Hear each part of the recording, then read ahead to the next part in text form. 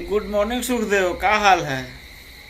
देखो ये तो गानवा जब आया है हिरान बम, तो वही ससुर का है। ससुर बोलेगी सरवा बोले, चलो कुछ नहीं बोलेंगे।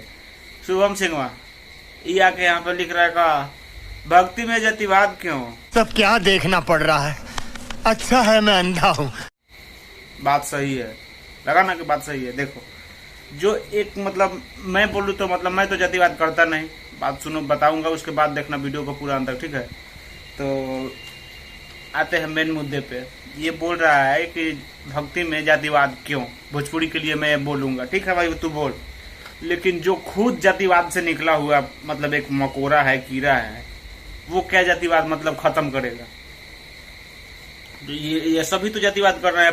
मतलब जो भी बोलता है पवन सिंह के सपोर्ट में ही बोलता है, ये और सूर्या मगैया जवान राजन सिंह मुकुट, सभी लोग जब देखो तो पवन सिंह के बारे में खेसारी लाल ये है, मसूरिया है, वो है, फलान ठेकान, यही सब बोलता है।